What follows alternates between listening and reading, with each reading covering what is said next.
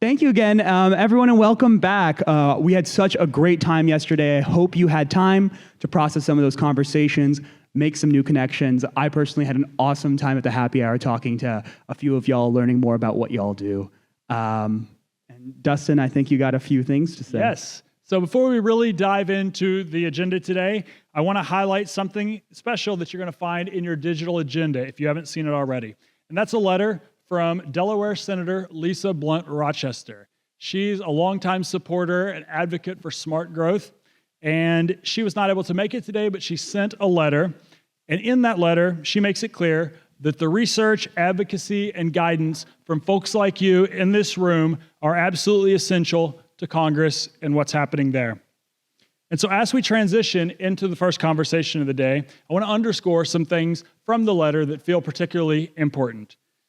In her role as on the Senate Banking, Environment, and Public Works Committees, she reaffirms the importance of and her commitment to adequately funding public transit, developing safe and pedestrian and bike infrastructure, and advancing livability in every community.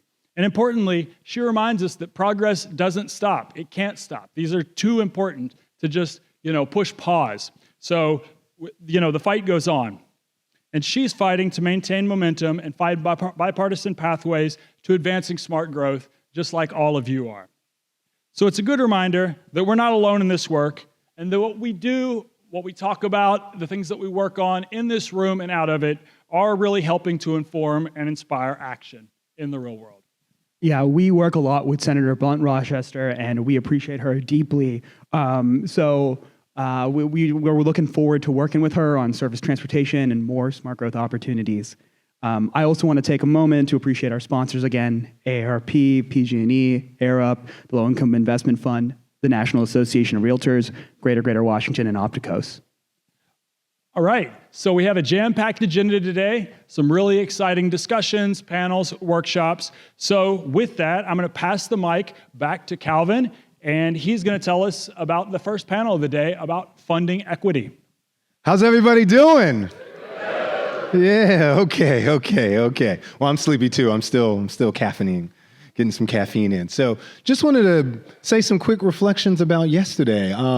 And part of the talking points, the thought was I would find some quotes, like what were the money quotes from Jerusalem Demsis or whoever was talking at the time. And as I thought about it, it really came to me that it really wasn't about quotes, that it was really about the stories we heard yesterday.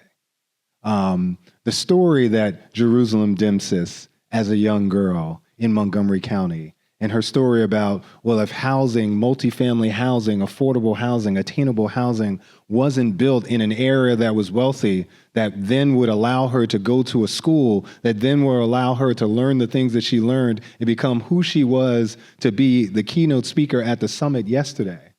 And it just reminds us that story are the types of stories, and this was said also in Q&A, where we don't engage with the people who are part of the stories that never get told because they never happened because the housing was never built. And so later today, after our funding panel, there's also going to be a panel on advocacy. And we all know this, but it's always worth saying out loud, and it might be more true than ever during this time. Your advocacy is about the stories you tell. Your advocacy is going to be about whether there are folks in rural America who are losing things right now, and what are those stories? You're going to advocate and say, it's not about what I believe, it's not about the white paper I wrote, it's not about my blog post. Let me have you talk to him and hear his story. So collect stories over the next couple of hours. The second big thing that really struck me, again, not quotes, was you.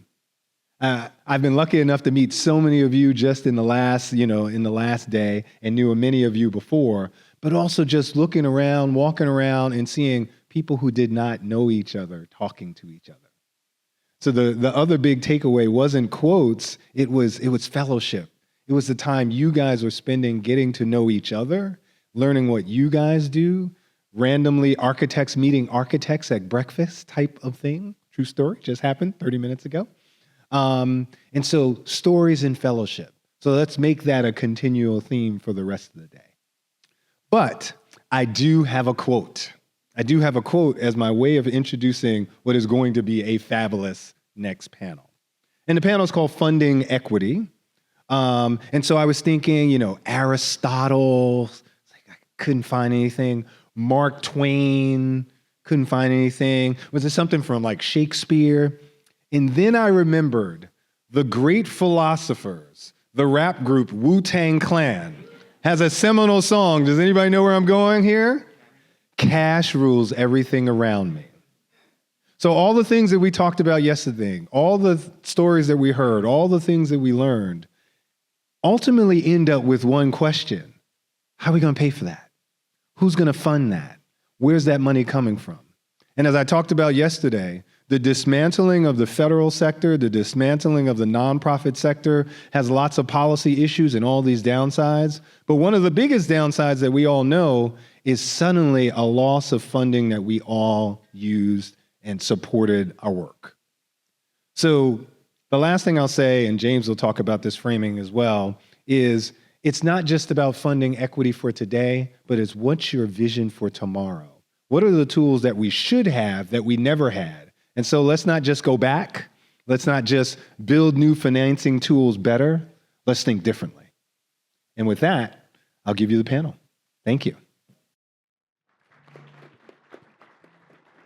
Morning, everyone. I'm also still getting awake. It was an interesting evening last night at my hotel. The heater or air conditioner sounded like a monster, so I promised Calvin I would stay awake, and there's nothing that gets me going more than a Wu-Tang quote, so I'm excited. So I just want to introduce our panel real quick before we get started, but would ask them to share a little bit about themselves when we go around with these questions. But we truly are blessed to have a distinguished group of folks here that are going to help us think through what is, as Calvin said, a challenging time. This is a unique moment for community development and community development finance, philanthropy, nonprofit sector. And we are all here together in solidarity for each other, for the work, and to keep motivated because there are people, real people, our neighbors, our friends, our countrymen who need us to continue to do that work. And so I'm really, really thrilled to be moderating this panel this morning and to hear from these four distinguished folks. So immediately to my left, we have Lon Ray Ajakai,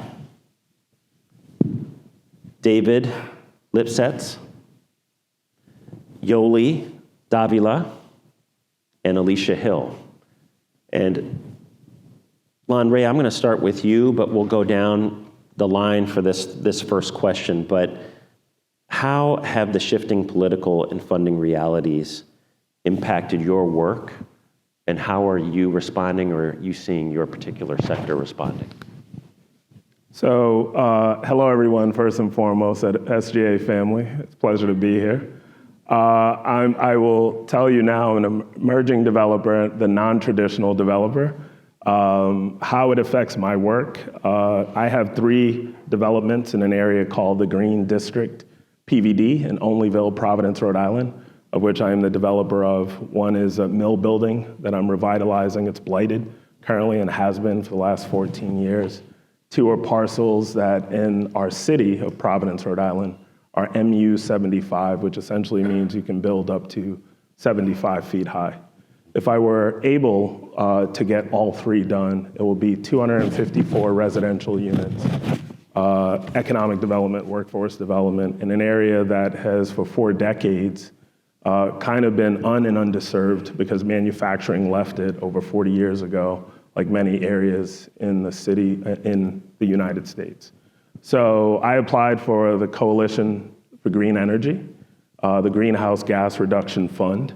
I have an application in there. I felt really good about my application. It had gubernatorial support, mayoral support, lieutenant governor support. All those letters are in there with a 3D rendering I was showing Alicia this morning. But as we know, or as you should know if you haven't seen the headlines, that $27 billion is trying to be clawed back that was already congressionally approved and allocated. So that's a direct impact to something I've applied for. So that's one way.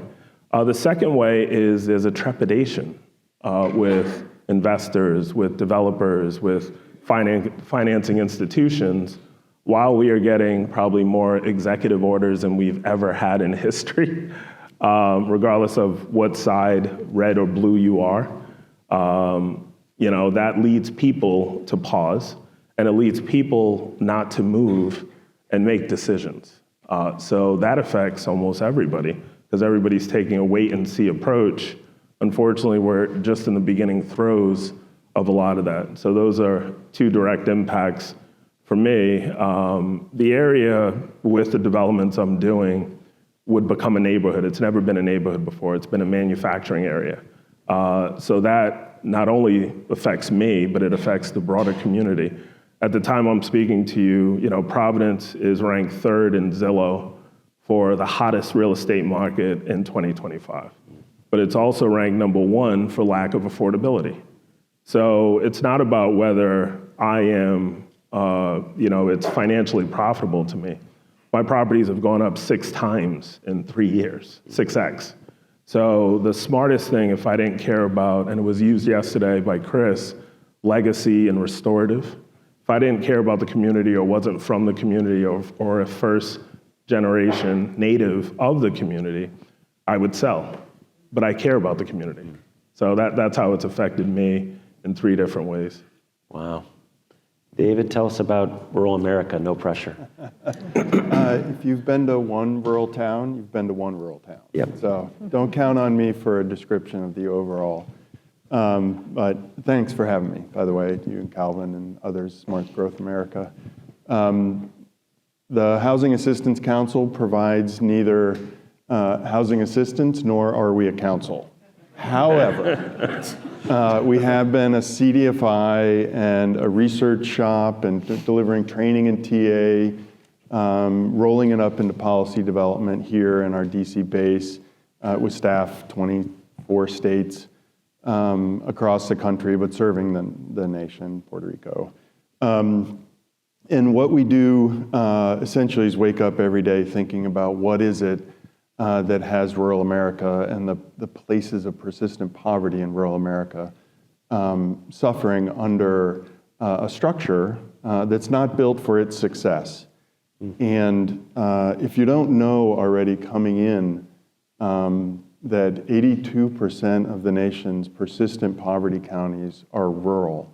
I have Ohio and West Virginia roots.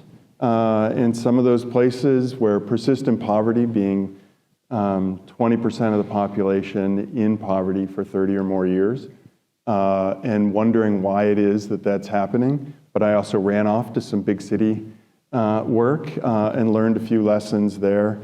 And in my time, being able to compare the two, especially, my goodness, I worked in New York City at one point, and working really hard on the South Bronx and bringing opportunity to a region that, frankly, looks like a launching pad of opportunity compared to the communities that I came from and that I now have the pleasure to work on. This is an equity summit, right? We're talking about what is it about the structure of our society that allows some places to succeed and some places not to. I'm a housing person. And when I think about the housing structures in place, and please, this is not about ADUs or zoning reform. Those are tiny in comparison to the fundamental structures that govern housing opportunity in the United States. So who here knows the largest housing program in the US? All right, I've got, other than my colleague, Jonathan Harper. All right. Oh, darn it, I left my wallet over there. I was gonna put $5 on the table for anybody who could come down and figure it out. Well, guess what? It's a subsidy that I would bet a significant number of people in this room get, and yet the poorest Americans don't. And that would be the mortgage interest deduction, which we provide between $50 to $80 billion worth of subsidy to essentially a coastal white America, not a rural community, not the places of persistent poverty or places of color that we work. in a way that has been drawing wealth and opportunity out of the towns that I work in. Fannie and Freddie, are there housers in the room? I'm never quite sure. Oh, good Lord. So $5 trillion of wealth sit in two government-sponsored entities called Fannie and Freddie. They're having an impact on your ability to own a home far beyond any zoning code or if I have a bike lane on my street. And the vast majority of the wealth that they deploy goes to coastal white America. These are fundamental underlying structures. Has this administration changed that? No. We have a bunch of Band-Aids that we have developed over our 54 years of work in the smallest and poorest places in the country. Those are at risk. Those programs that we depend on as a community development financial institution, as a houser using federal programs, but in a lot of ways, our work using those smaller Band-Aids to come in and look at the larger structures hurting the communities in which we work is why we're here DC-based, waving our rural flag, saying, hey guys, just for a moment, in your time and at your work, think about the investments you're making and the work you're doing in a global scale and how those things can affect rural America. Am I pouring more fuel on a hot market fire? Am I desperate to bring resources so that San Francisco, which I lived in for a short bit, can have amazing opportunity, even for those who aren't faring well in that community? Or if I go 2 hours away to the Central Valley where there's very little wealth for anyone in the community, is my investment helping in a broader sense? And so I'm here to try to ask you, please, to take a look at it in that broader sense, that equity matters across geography, and the work that all of us do individually affects that broader geography. So we'll get into some of those, wherever Calvin went, the stories of how that's true as the panel goes on, but just wanted to lay my cards out on the table from the get-go of what I'm gonna ask folks to try to think about today.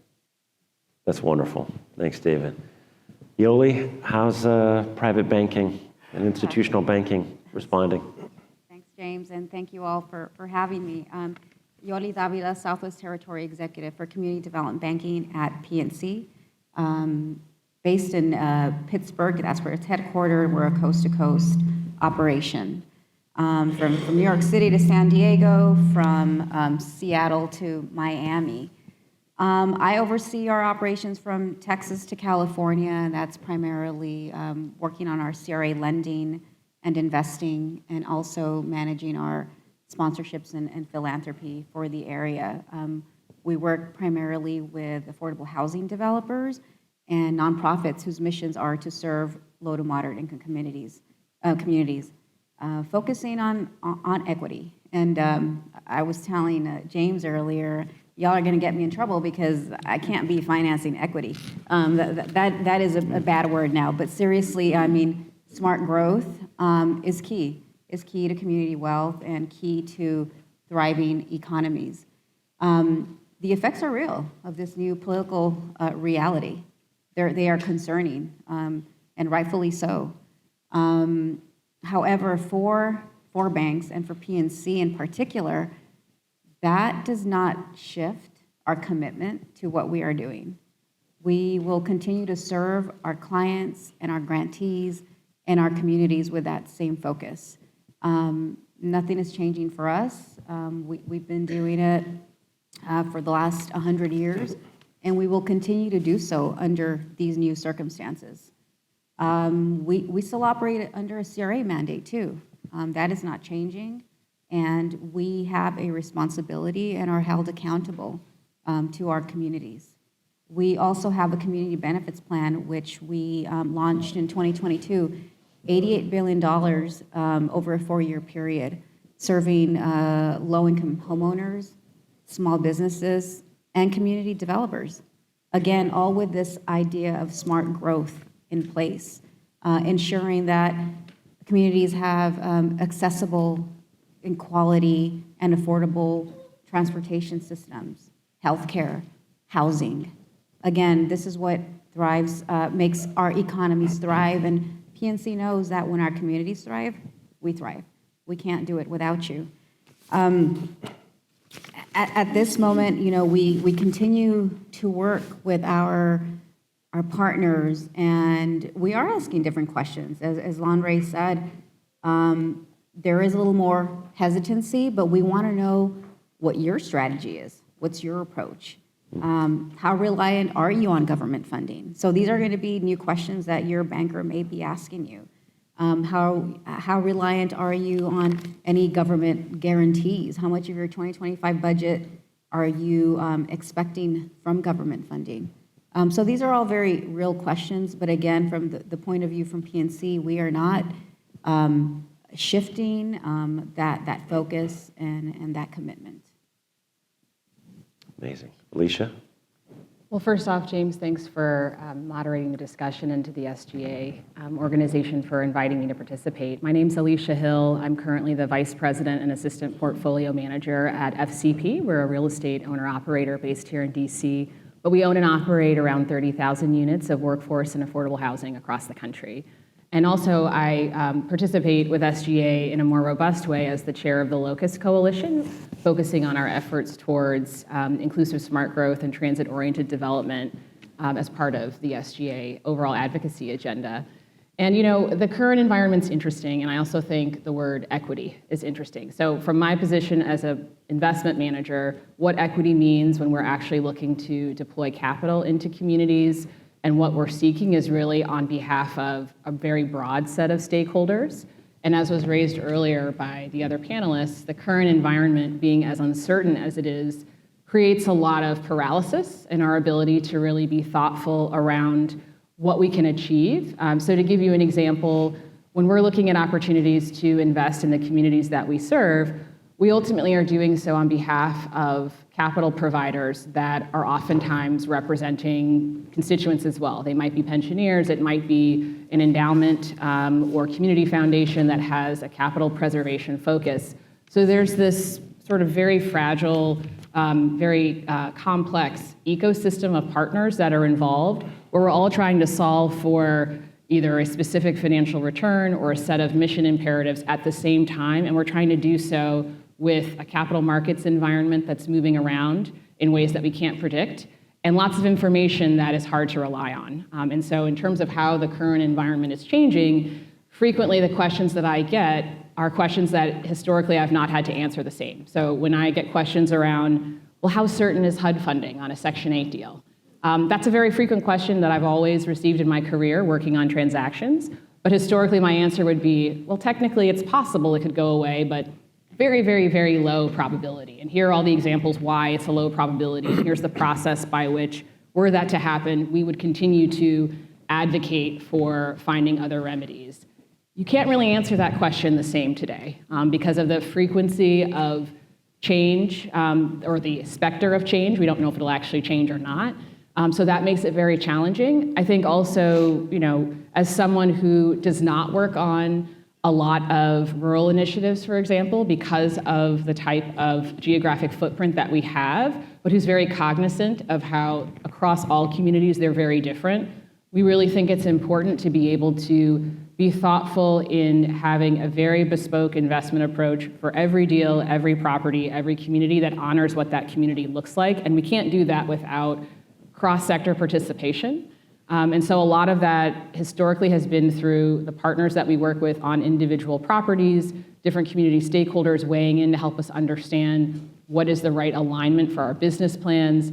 But today that also means thinking about what are the other sources of financing that are available to support projects. So, just like Lanre mentioned, the Greenhouse Gas Reduction Fund and how that's supporting his project in a very specific community, the private sector for more conventional platforms that manage huge portfolios of units, we're excited about it too, because it means that we can double down and do more thoughtful work around how we improve the assets that we buy. So I do think there are some shared goals for regardless of community type or investor type or stakeholder type that we're all sort of trying to manage through in this environment, which makes it very challenging to communicate what your needs are when you're talking to whomever it is you're talking to, whether it's local government, other nonprofit partners or capital partners. Wow. So as Calvin mentioned, I've been like slightly obsessed with, yes, both meeting the moment, but also what needs to look differently and actually be different when the next policy window opens up. And David, you alluded to this a little bit of like, all of us to varying degrees have experienced how the system currently doesn't work very well. And we've done, 45 years worth of Band-Aids and workarounds. And so as we think about that, as we obviously have to get through the day-to-day dynamism of this moment, if we set our sights just a little bit further to say, okay, what should be different about our community development finance sector and what we're all trying to do? And Alicia, I'll start with you and we'll come back this way.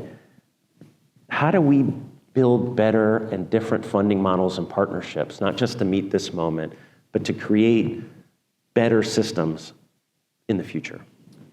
So I think, an approach that we should all consider, and I don't think this is something that's a new idea in this moment, but something that has been a challenge for quite some time, is that organizations across the board tend to have a very self-interested set of priorities. And I don't say that in a negative way. If you're an impact investor and you have a very specific local commitment to a local place or to a particular initiative, you do have a very precise strike zone. But that means that potentially your primary funding sources and models are not very diversified.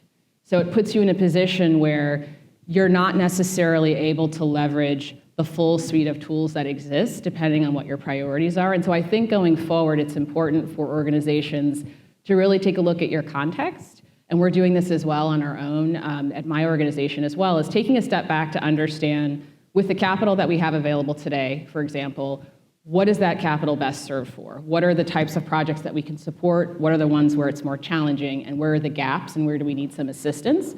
So I think there is a collective effort in the impact investing community and in the grant-making community to really consider, are many organizations of a certain type focusing on solving the same set of issues, and are they using the same tools? And if the answer is potentially yes, we need the full continuum of tools available. So trying to really reevaluate and coordinate, having conversations, having roundtable discussions to figure out what are the capital sources that you have, what has worked and what hasn't. And that's just not something that historically I've had the opportunity to really see at scale. It's something that you can do in a very localized context, whether that's, and when I say local, I don't just mean community, that could be all of the CDFIs that focus on a very specific set of communities in a specific region tend to coordinate and organize and work together. But if you're taking a step back and really trying to understand what does that look like more broadly, you also need to have a seat at the table with the private equity folks.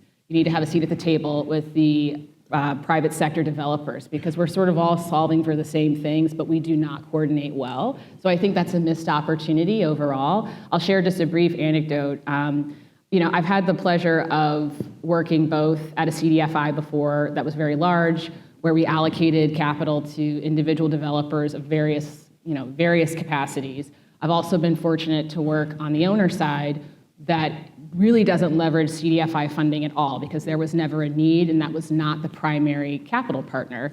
And so the education curve among professionals with many, many years of experience on both sides of that spectrum, they don't really have knowledge of each other in an intimate way.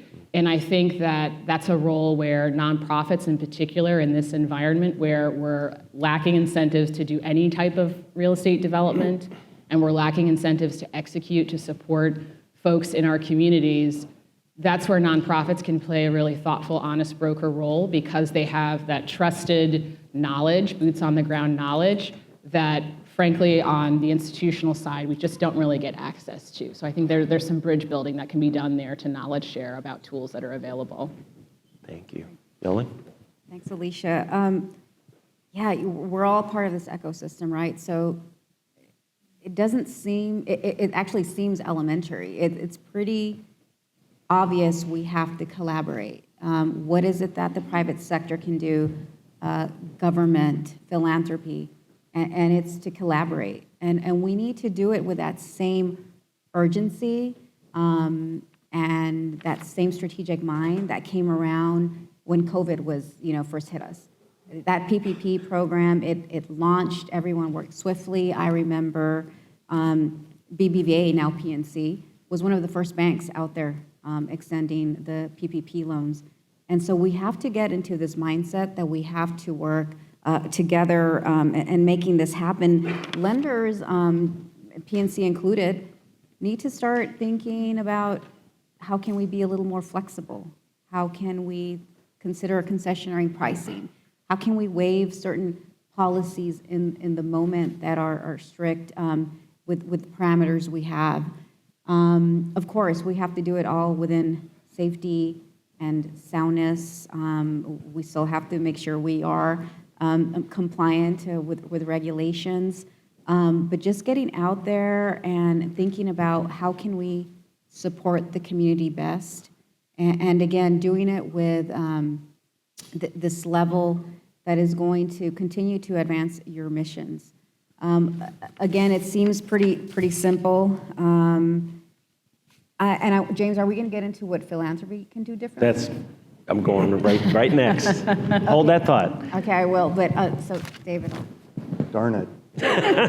Well, let's just get into it. go. So I'll put myself on the hot seat. This is so get your questions ready because we're going to pivot after this. But, and we'll circle back. So Alicia, I know you have thoughts on this too, but to your point earlier, David, about the trillions in Fannie and Freddie, I work at the largest health funder in the country. We have $13 billion in the bank. What should philanthropy be doing differently? Well, first off, Robert Wood Johnson was my white whale for years. It took me in my organization, after several trips to Princeton, to elucidate on our grand theories. Years and years, your organization has come around to fund our work on heirs' property. If you die without a will and your heirs have your property in their possession without clear title, you are at great risk of losing it. This is a scourge across a lot of rural communities where families haven't clear ownership of their land, especially in the South, and they're losing it to equity investors who are coming in and grabbing one random cousin, pulling it. So thank you very much for that. I appreciate it. The point, however, is the same as you guys were making earlier, that the investment in the operational capacity of organizations is fundamental to success. I'll at least just speak to rural places. How many folks here know what CDBG is? Finally, I see. I was searching for a question where I could get more hands to go up. If you're at participating jurisdiction, you're getting a slug of money from the feds every year that gets distributed out to the organizations that work in your community, and it has probably built and strengthened those for decades. If you do not live in a community of that size, any CDBG money you get goes to the state house, to the governor, who oftentimes it's their walking around money. They're going to force the smallest, poorest, least capacity organizations to compete for very few dollars in an episodic manner. Can you imagine how that would feel if you were running your big city operation and, we're not going to get any CDBG funding for years until we go compete against other operators? That's like a fundamental structural thing that has eliminated the opportunity to build high-capacity organizations in small towns. It's not because people are smarter, dumber, better organizing, whatnot. There are underlying factors. Many of the foundations, and PNC is great when they're talking about this, are starting to talk about how do we invest in those organizations. You're the smart person who does, ADU development or ADU policy. I'm going to come to you. You know what you're doing. Let me help you have a stronger organization so you can go succeed. You don't need philanthropy coming in with their brilliant guidance and their 4 reports a year that you're required to give. You need to have a stronger organization because you wake up every day working on the topic that somehow they found you and thought it was important enough to invest in you. Same is true for a lot of the community-driven lenders like PNC and others. that are starting to come in with a bit of that. We learned that lesson with a wonderful grant from Mackenzie Scott, right? This is sprinkled around our industry. And she, in communicating this $7 million dropped out of the sky award to my organization, she said, go hire a couple more staff. Take a weekend off. Get furniture that's not broken into your office. Do what you do with higher organizational capacity so that you can succeed in a better manner. And I love that. That's where the real value is. Yes, we couldn't make progress on heirs property without the amazing investment Robert Wood Johnson, but we couldn't make progress at all without that operating money. I do want to, if I can steal one more minute on CDFIs, because I think I'm the only CDFI up here, and I'm going to start with language, assuming folks know what CDFIs are, that the other challenge for the geography we serve is that 2/3 of FDIC-insured banks in rural places have closed in the last 40 years.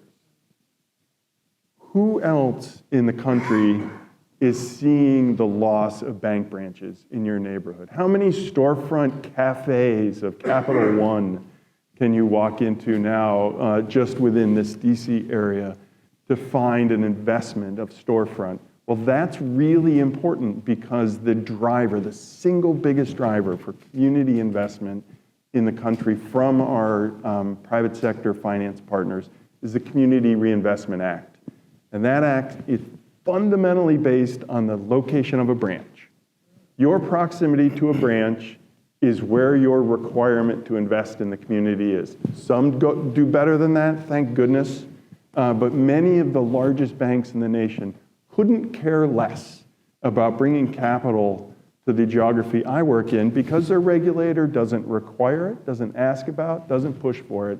And so when those two banker bros walk into their credit council, and you guys have seen them at work, right? And they each have a deal, and they're trying to get their CRA committee to approve one or the other. If it's in their assessment area, I can tell you who's going to win. And yet again, yet another deal, yet another year passes where capital doesn't flow to equally deserving communities simply because of the underlying structure. Not okay. We need CDFIs to step into that breach. We need to be able to bring capital with partners or on our own to communities that the system right now is simply not bringing opportunity to. Yeah. Lon, Ray, what do we need to do differently? So much I can say about this, but some of them are motifs. So Alicia talked about diversifying. Yoli talked about an ecosystem of partners. David talked about not finding certain communities. All of that needs to come to a fore. The biggest tenet in change management is communication. So collaboration, communication has to occur more robustly than it does today, and it has to occur in a different way. I am not the traditional developer. I'm 14 years, I started in the Fortune 50. I am boots on the ground developing, but I am from the community. So my sensibility is very, very different about getting things done. I'm the first person in New England to be approved by the SEC to crowdfund real estate. So I brought the community in first instead of the community being a forethought. I was, if you look at Afrotech, I was in Afrotech, but the community wasn't an afterthought, it was a forethought. If you're not embedding, and this is for anybody here, if you're not embedding nimbleness in your organization, as well as, what do I mean by that? Decisions take too long from my perspective. As a Fortune 50 guy, there's too much kind of lack of communication and what's going on, and the nomenclature and the jargon, we have to reduce that if you're trying to bring different people into the space, which we need to. Then secondly, if community leaders aren't at the center of your strategy, then your strategy is probably broken. Because community leaders are the ones, yesterday, probably 5 or 6 different people mentioned the word trust. Trust, trust.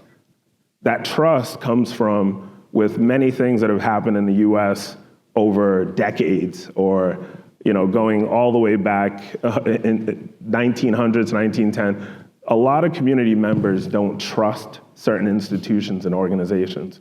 The way you get that trust is you get community leaders within. So those are some of the things that need to change. What I am looking into now, because I'm a tech guy as well as a real estate guy, so my consultancy focuses on growth through social media marketing, AI integration, and strategy. So that, and I'll have an AI app that's coming out in May of this year. So one of the things I'm beginning to look at is fusing tech and real estate. So what do I mean by that? So fractionalization of real estate so more people can be involved. As I mentioned before, I am the first person in New England. I got 188 community investors to invest in what I was doing. Within a month and a half, 253,000, right? I was overwhelmed by the response that I got to what I am about to do. I really was. 50 plus testimonials of why it was needed. Lonray, we have your back. This is great. This needs to be redeveloped. It was incredible because I reached out to the community. Now what I'm looking at with my developers is how do you do, and it's been done in Manhattan in 2018 where a $30 million condo townhome was fractionalized so you could buy into it through the blockchain and smart contracts. We need to look at things like that. Tech is accelerating at such a level that if you are not within your organization thinking of how tech revolutionizes my organization, you're way behind, in my opinion. Those are some of the things that we need to do differently. Wow. All right, Alicia, and then we'll give Yoli the last word on philanthropy. What should philanthropy be doing differently to meet this moment? Yeah, so I think, my thoughts here may be a little bit more pragmatic, just given where we are. I think all stakeholders need to really take the responsibility to understand what your counterparts need and what their priorities are, and just accept that they're not the same.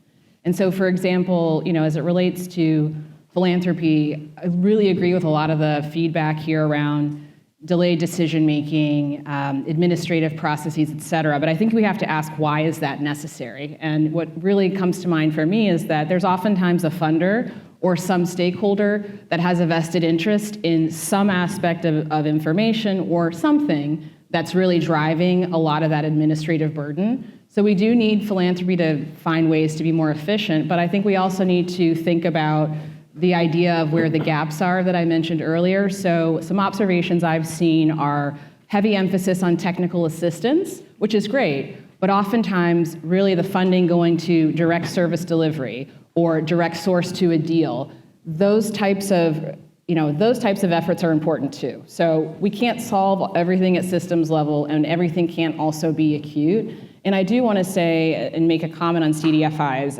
Having worked at one, I think they're tremendous organizations. They cannot do everything. They are the industry honest broker for administering and driving fairness and equity in how funds of a substantial size, such as IRA funding, are dispersed. But they're also at the seat of making sure that the type of risk management that needs to happen for small pre-development loans in rural communities, for example, are administered because the bank doesn't have the capacity and the know-how to do that.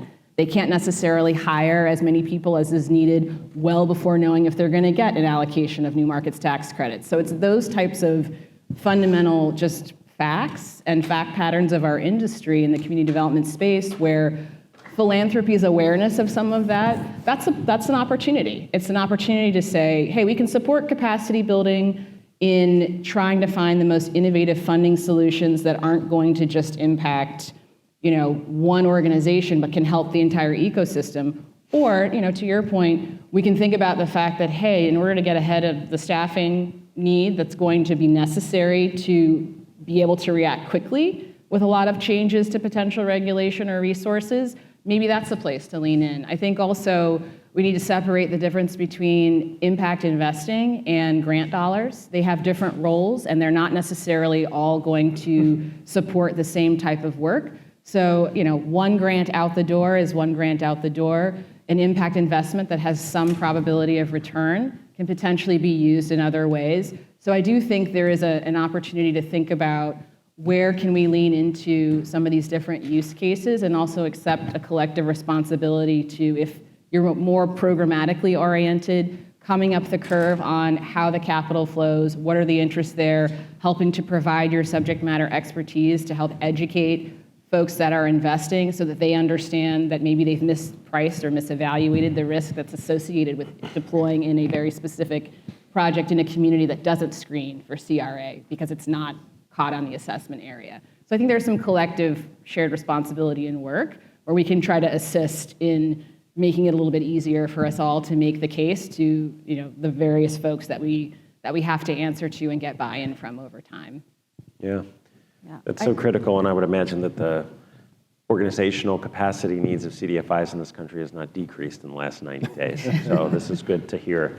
Yoli. Yeah, I think foundations need to ask, what is it that we can continue to do to maintain the integrity and authenticity of the nonprofit organization? How can we help advance their mission while still holding true to the core principles of the foundation? So it can be mutually beneficial. It doesn't have to be that the organization has to bend to the needs of the foundation. Sometimes, foundations can be a little more nimble, be a little less prescriptive, and really ask, how can we serve the community? What does the community need? And your organization is best to answer that question. As David said, they're the experts in rural housing, while foundations may think they know a thing or two. It's really him and his team who's going to be able to say, hey, this is what we really need. I think there has to be a focus on core operating support. I think programmatic funding is great. In fact, that's what PNC does.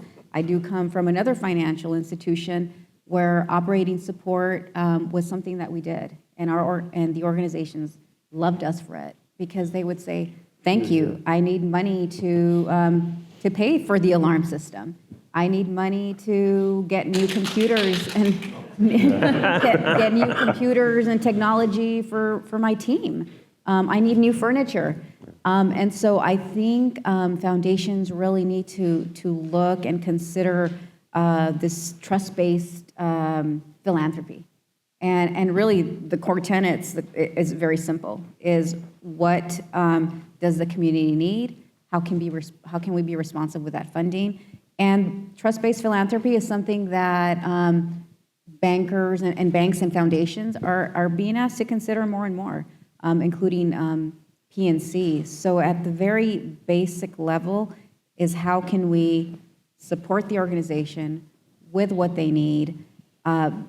David mentioned, the reports that have to be submitted. I know, again, at another foundation I was at, we had a different application. If it was a certain amount, if it was below, $10,000, the application was streamlined. It was about 5-8 questions. It's just like, yeah, you guys you're busy, you have things to do, resources are limited, but if it's going to be above a certain amount, then sure, there's going to be more questions, there's going to be more vetting, there's going to be more reporting. But I think, again, foundations really can stand to consider a little more flexibility in their processes.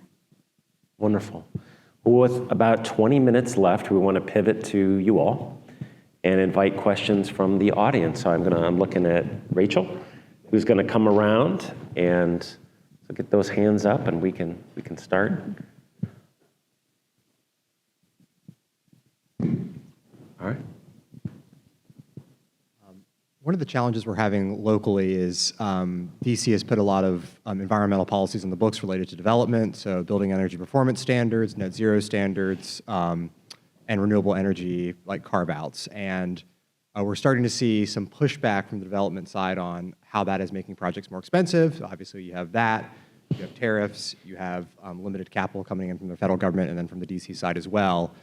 And I'm just kind of asking you all, how do you all navigate the sort of trade-offs with energy efficiency and sort of these climate-related initiatives when it comes to development, and then how that can impact the project's bottom line, overall cost, or the trade-offs between, like, I could have 10 more affordable units versus carbon zero standards, and how you all sort of navigate the math of those trade-offs there. Yeah, I'm happy to start.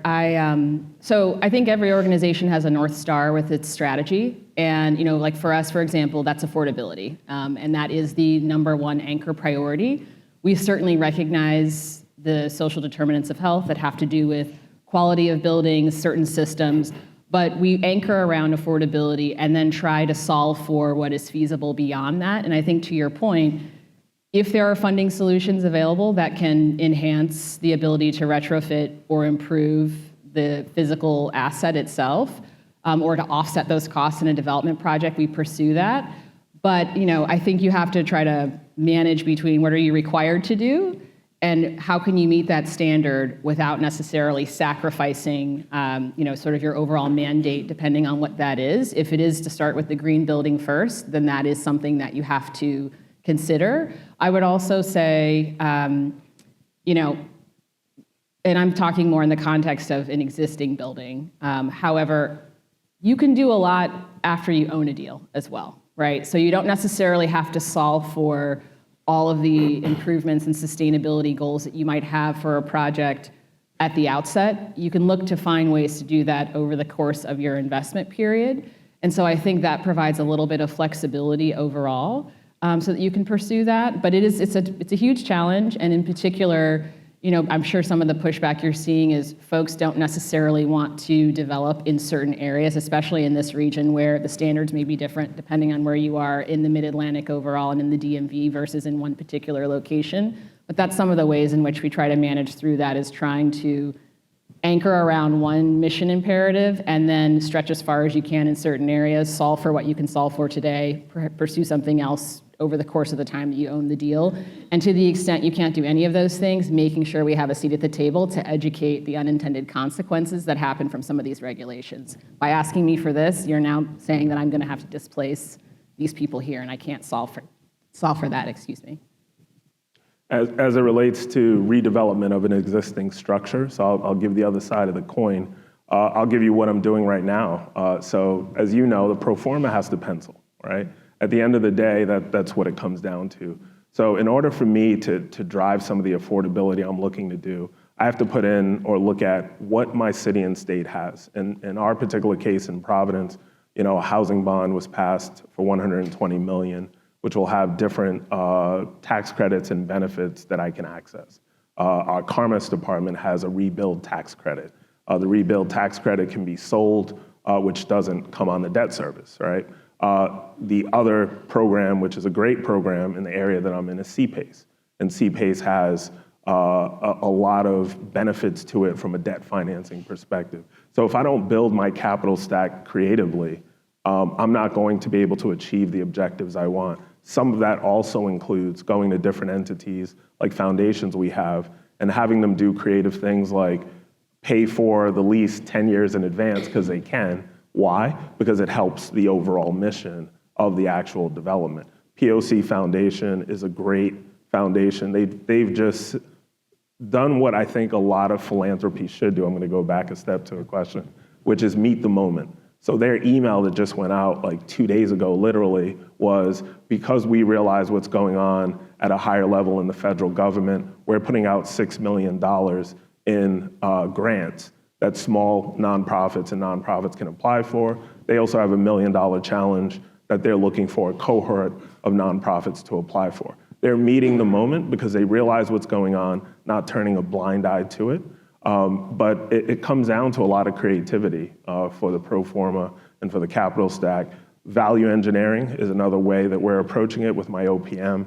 And then last but not least, we're making the architect and the general contractor do a design build. Why? So they can't point the finger at each other for cost overruns. Somebody laughed there. For cost overruns, and we can have them on one kind of vertical stack. So all of those things go together as I also battle Davis-Bacon and having to use different resources. So it's a mixture of all of that. And I'm in the trenches right now. I own it. I'm not an organization. I'm an individual who obviously has the LLCs and things, who owns it and is doing it, and every day is working out how this works. Now, what I can say, going back to, again, what Yoli said, the ecosystem of partners in the last month, I've had 2 CDFIs from Boston that have come down, looked at the development. They spent 3 hours with me, and they're going back, and one of them is looking at giving me a line of credit, which is I get approved once, and then I can always access those funds for whatever I need. Those are the creative solutions that work. Those are the ecosystem of partners. And that's the collaboration that's needed to meet this moment that we're in, which is unlike any moment we've ever been in.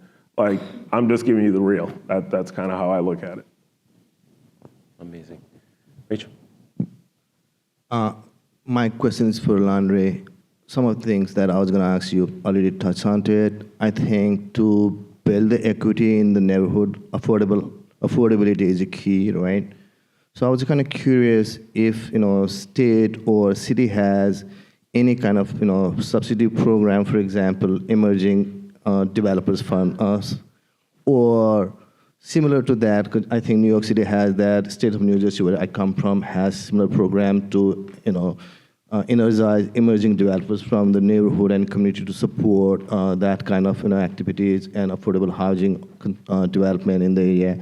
And also, state of New Jersey has Aspire tax credit program, and one of that requirement of that tax credit is you have to have certain portion of your development has to be affordable alongside, as well as you have to sign a community benefits agreement with a local neighborhood. So I was kind of curious if state or city has any kind of similar programs to support emerging developers like you, or folks who want to do development in the community, in the neighborhood.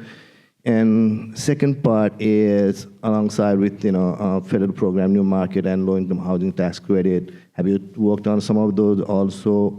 And there was an opportunity zone came last Trump administration.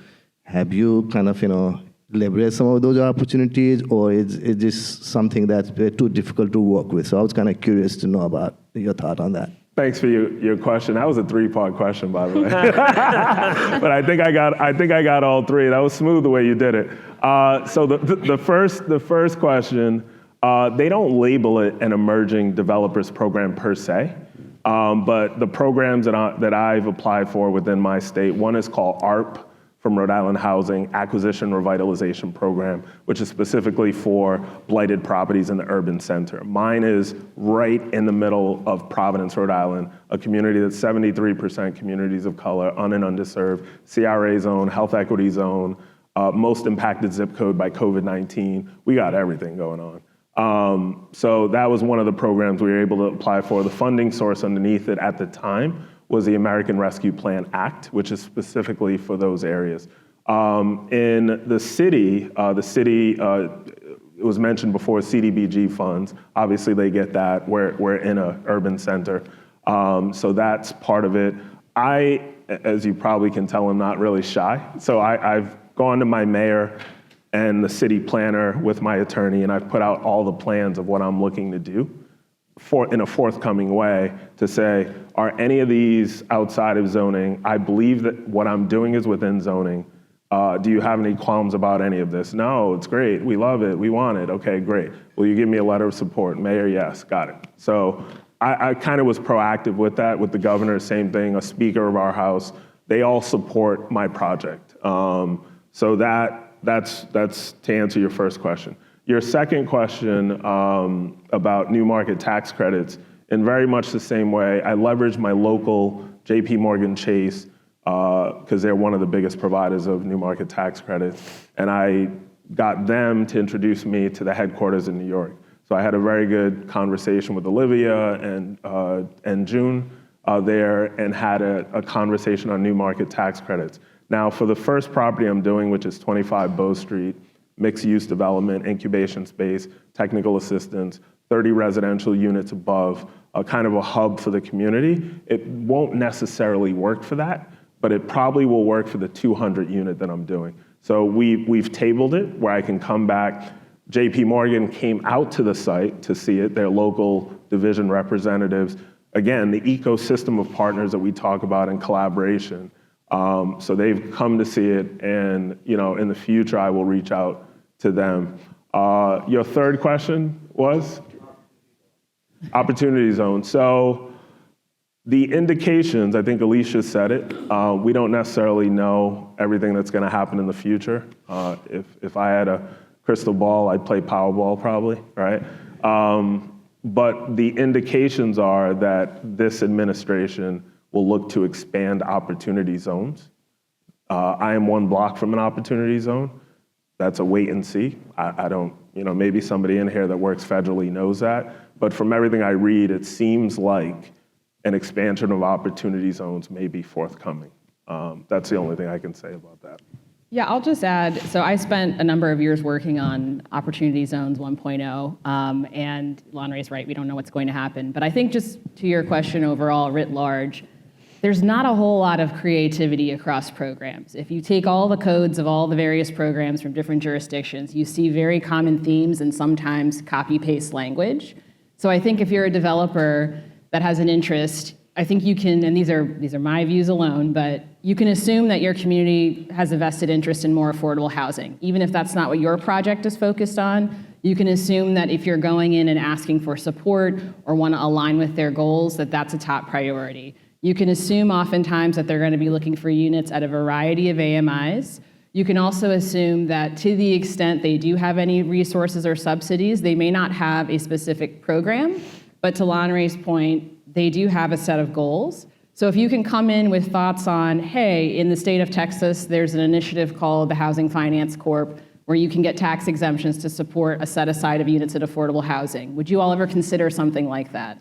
Or if it's tax incremental financing, or maybe it's not located in an opportunity zone and that may not be relevant for your stakeholders, but you know the stats on unemployment, jobs, folks below the poverty line, and can say the fact pattern here is very similar as to what's happening over there. Is there a set of resources that could support a project that has similar goals? So I think I would encourage, anybody working on a development project, whether it's housing or economic development, to try to look for some of the pattern and characteristics that are very similar to established programs, whether it's low-income housing tax credit or new markets, and use that as a way to have a conversation with the folks that are in your local jurisdiction around how they can support. Because oftentimes what I've found, I've been shocked to see, you can just pick up the phone and call, and you're calling that agency and say, hey, I see that you've got a tax exemption program for non-residential in downtown Richmond. Do you all have any programs on housing? And I'm surprised by the number of people that answer the phone. I'm surprised by how welcoming they are for, hey, show us what you have and we can tell you what might match with what the resources we have. So you really do have to be a thought partner in many cases and bring the idea, even if it was working in California and not necessarily something that's there at home. But my personal view is opportunity zones will come back. And even if they don't, what got them there in the first place is still driving community interest. And so I think you'll find that there are partners who are willing to have conversations around how they can help. Rachel?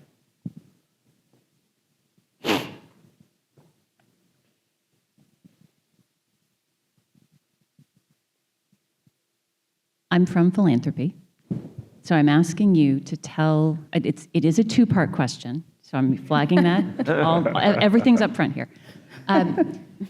What do you think is the right balance between funding to meet the moment, that GenOps funding for people who have seen some of their federal money go away, who have suddenly new demands on their budgets, versus what James talked about, this idea that the next round of systems needs to be different than the legacy systems, because we have, whether we are spending 5% or 6% or we go up to 10%, that's still a finite amount of money. So what's the adjustment? That's the first question. The second question is, by asking the first question, am I falling into that scarcity mindset that Jerusalem warned us against?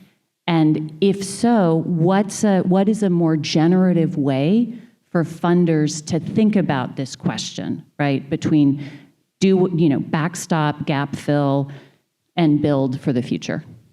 Great question. Part of it is don't overthink it. Put the capital into organizations that are doing the good and do it now. I'm not sure if that question came from a philanthropy perspective, but there's this great research by Foundation for the Mid-South showed $42 for per person investment of philanthropy in the Delta in the year they're doing. Amazing, right? That same year, it was over $4,000 per person for everyone in San Francisco. The inequity of doing that, and I see a good San Francisco friend just behind you, or at least his organization that has generously sponsored the conference, understands that the difference across that geography really matters where you're pulling the investment to. I don't think you have to overthink it at all. Capital is needed. You know, welcome to my world.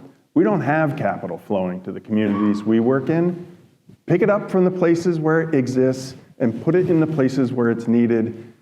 Talk all day if you want about systems change, but that's what needs to happen right now.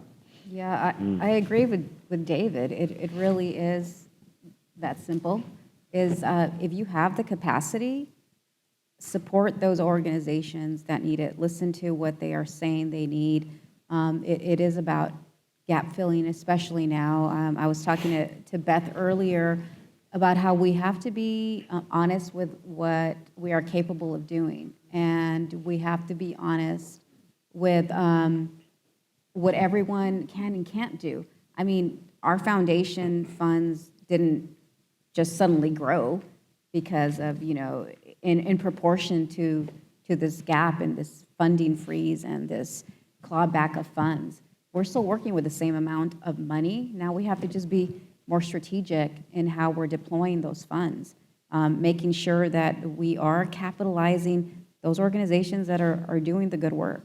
So if you have the capacity, definitely focus on that. And general operations is important. Again, I will say that again. Without having the staff and the ability to cover that overhead, they cannot do the work that they are wanting to do to serve the community.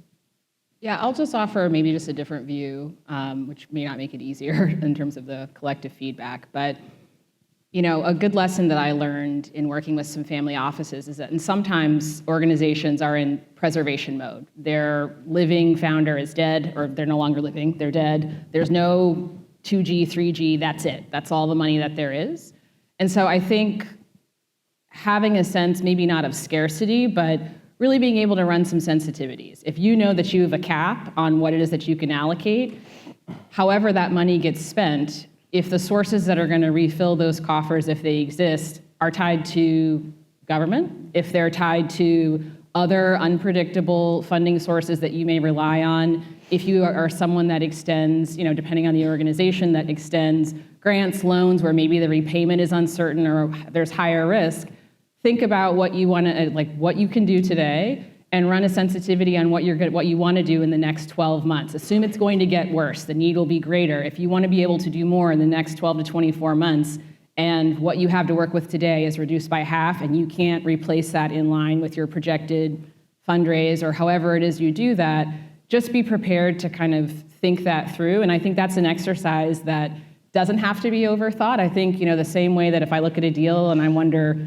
okay, if interest rates blow out by 200 basis points, all of a sudden this deal doesn't work anymore, and I've been working on it for a year and we've put in this amount of money, we start to do some of that up front. We can't control what we can't control. So I agree that taking action now and putting money directly into the hands of folks who can really benefit, and taking a triage approach with what you're going to deploy today so it's not caught in some administrative conundrum where you can't get out and provide direct benefit is really key. But I do think it's prudent to think about what type of organization you have and where the funding is coming from, because it was a real wake-up call for me to deal with impact investors who were basically saying, this is all I have to work with, and this is, you know, our family's taken a long time to create this, so different than a nonprofit, but similar themes that you have to think about. Yeah, I mean, our goal is, I want to be alive in a few years. I want my organization, I would also like to be alive, but I want my organization to be alive in a few years from now. And there are existential threats to the kind of work we do right now. If you believe at your bank or your foundation or your government agency or wherever you're coming here, that an organization like mine has added value, help us stay alive for a couple of years. Help me keep at least a few lights on. Because you found us and you thought we were wonderful and you invested in us, I hope, that in ways that we're going to help in the future. But we can't if we're gone. Yeah, I want to just, the second part of what you said, so I agree with all that, and I'll double click on that. Organizations need the funding now, but I think a small percentage of it should make sure that they're thinking future forward, right? As we speak, am building AI agents that can do marketing functions, that can do different functions. Many organizations are staying away from it for fear, but those same kind of applications and those same kind of things can help them become more efficient. So if some of the dollars, I don't want to say force, but make them look at efficiencies that they may not have been looking at, I think that's how you answer number 2 of your question, which is how do you become relevant or make sure you remain relevant years from now? I probably sound foreign to most people right now as I'm talking. This will make a lot more sense in 2 years from now, right? But we don't want to wait for that from many organizations. We want to bring them into what is already possible today with merging technology with real estate, with philanthropy, because it's coming, it's here. So that's probably from left field, but that's how I look at it. And sadly, we are out of time, but I would ask if you would join me in thanking this incredible panel of experts who are with us today.